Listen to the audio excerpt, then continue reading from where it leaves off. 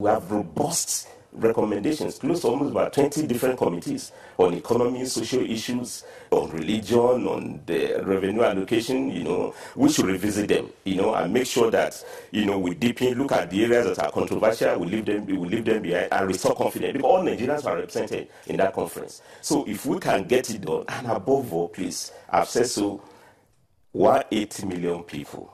We can't just become a debating society. So much of contestation, very little cooperation. And we are contesting, debating, yet there's no power supply. Less countries talk less, citizens talk less, they are delivering. Rwanda is back to business after the genocide. It has become investment destination in Africa. It has an airline we don't have. We're the most traveling people in the world. We don't have single national carrier to carry us. Even private carrier don't carry us. For me, so those are the bold steps that should be taken. And when you change the narratives, there won't be vacuum for frustration, in a way that people will be doubting the existence of the federation. Yeah. You are a Labour leader, and let me ask you this question. What do you think the people are saying now, since you interact with them almost on a daily basis? What are the people saying, looking at what the acting president has been doing, going around meeting with leaders of thoughts from different political zones, traditional zones in the country? Do the people feel that if we do not restructure, we'll be treating this issue with kid gloves?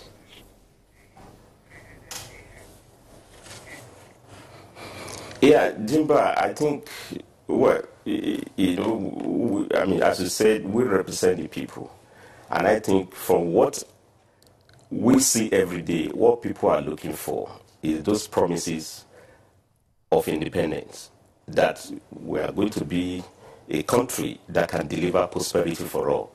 The promises of the 1990 Constitution, talking of balanced and equitable economy, in which wealth will not be concentrated in the hands of the few and will be for majority. People are, the level of inequality in this country, the vertical one is so huge. Was it Oxfam that just released a report, about 2 months ago, that the wealth of five people in Nigeria alone is enough to eradicate absolute poverty in Nigeria. We don't need Bill Gates to take care of malaria, meningitis.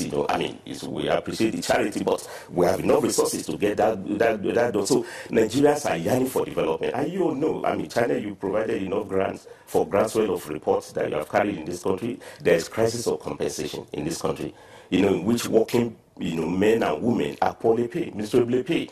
You can't drive an economy for productivity with this poor pay. You need to revisit the need for remuneration, and it's only when you do that you can now discipline the workforce, because the real crisis of productivity, that's what is lacking. You have so much jobs to do in Nigeria. We also look at it in the Committee on Industry at the 2014 conference.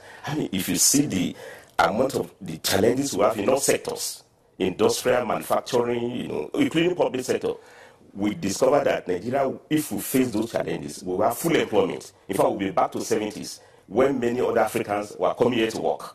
But yet you have so much to do, yet you have willing hands, you two are willing to work, and there's idle capacity.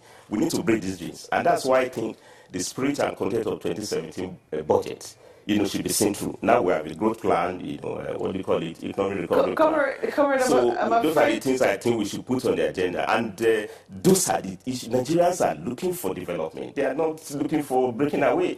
And on last note, let me quickly add this. I'm afraid, Comrade, we have to go. I'm afraid. Okay. I'm so sorry. We've completely and totally run out of time. I have to thank you. We have to thank you very much for coming on Sunrise today. It's always a pleasure to have you. Thanks so much, and we hope to continue this discussion, because apparently it's still an ongoing discussion. Well, Comrade Aremu is a NEC member of the Nigerian Labour Congress and also a member of the National Institute Kuru in Jos, and was also a member of the 2014 National Conference. Sunrise Daily will continue about now in Lagos.